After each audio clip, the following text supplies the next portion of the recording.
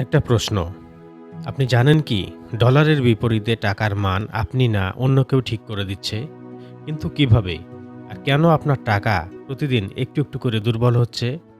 ভিডিওর শেষে আমি এই প্রশ্নের এমন একটা উত্তর দেব, যেটা জানার পর নিজের খরচের দিকেও আপনি নতুনভাবে তাকাবেন। আর ডলারের বিপরীতে টাকার মান কেন কমে বা বাড়ে, সেই বিষয়ে আর কোনো প্রশ্ন থাকবে না। বিষয়টি একেবারে পানির মতো সহজ করে বুঝতে পারবেন। আমি রেজাউল করিম আছি আপনার সঙ্গে। আপনারা দেখছেন অর্থনীতির গল্প। গত কয়েক বছরে একটা জিনিস আমরা খুব স্পষ্টভাবে দেখছি, ডলারের বিপরীতে টাকার মান কমছে। একসময় $1 পেতে $80 মতো লাগতো। এখন সেটা $120 উপরে চলে গেছে। এটা শুধু একটা সংখ্যা বাড়া না, এর মানে হচ্ছে একই জিনিস কিনতে এখন আমাদের বেশি টাকা দিতে হচ্ছে। টাকার মান আসলে খুব সিম্পল একটা জিনিসের উপর নির্ভর করে। সেটাকে বলা হয় চাহিদা আর যোগান, অর্থাৎ অর্থনীতির সেই পুরনো সূত্র যেটা আমরা ছোটবেলায় পাঠ্য বইতে পড়েছিলাম। যখন ডলারের চাহিদা বেশি হয়, তখন ডলারের দাম বাড়ে, আর তখনই টাকার মান কমে যায়। একটা বাজার কল্পনা করুন, যেখানে সবাই ডলার কিনতে চাচ্ছে কিন্তু ডলার কম। তখন স্বাভাবিকভাবেই ডলারের দাম বেড়ে যাবে।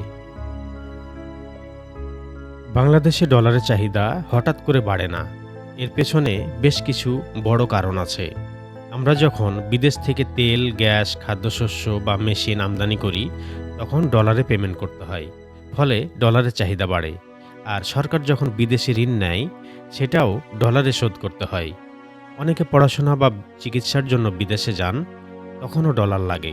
এছাড়াও একটা বড় বাস্তবতা হচ্ছে, কিছু টাকা অবৈধভাবে বিদেশে চলে যায়।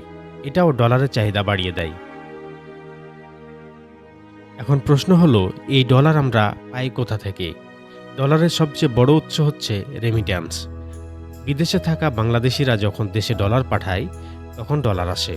আরেকটা বড় উৎস হচ্ছে রপ্তানি। আমরা যখন পোশাক বা অন্য পণ্য বিদেশে রপ্তানি করি, তখন ডলার পাই।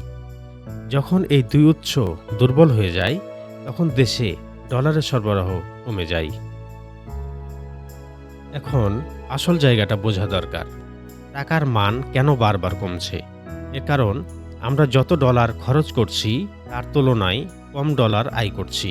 আমাদের আমদানি বেশি, কিন্তু রপ্তানি তুলনামূলক কম। এর ফলে একটা ঘাটতি তৈরি হচ্ছে। রেমিটেন্সের একটা অংশ আনুষ্ঠানিক পথে না এসে অন্য পথে চলে যাচ্ছে, যেটা দেশের ডলার সরবরাহ কমিয়ে দিচ্ছে। এর সাথে যোগ হয়েছে বিশ্বব্যাপী ডলারের শক্তি। পুরো পৃথিবীতেই ডলারের চাহিদা বাড়ছে।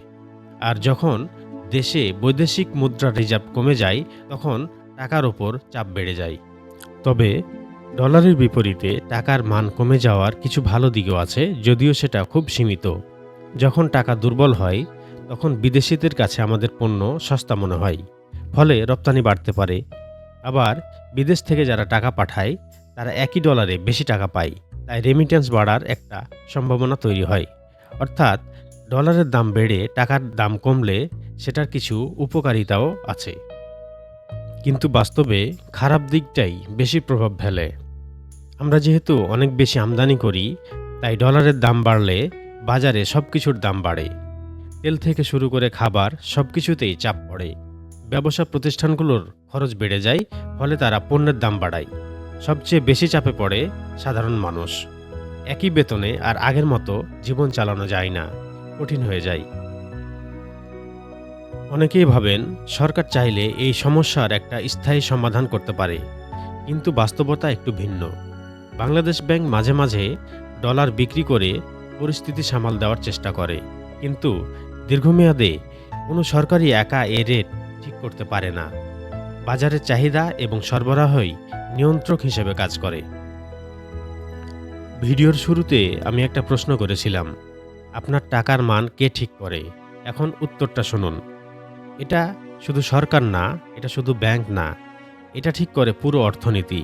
আপনি, আমি, ব্যবসা, আমদানি, রপ্তানি সবকিছু মিলেই আমরা ডলারের বিপরীতে টাকার মান নির্ধারণ করি। আপনি যখন বিদেশ থেকে পণ্য কিনছেন, তখন আপনি নিজেই ডলারের চাহিদা বাড়াচ্ছেন। মানে আপনি ডলারের পেমেন্ট করছেন। অর্থাৎ আপনার পকেটের টাকার মান আংশিকভাবে আপনার নিজের উপরেও নির্ভর করছে। এমন সহজ ভাষায় কঠিন বিষয় বুঝতে চাইলে চ্যানেলটি সাবস্ক্রাইব করে আমাদের সঙ্গে থাকার জন্য অনুরোধ করছি। ভালো থাকবেন।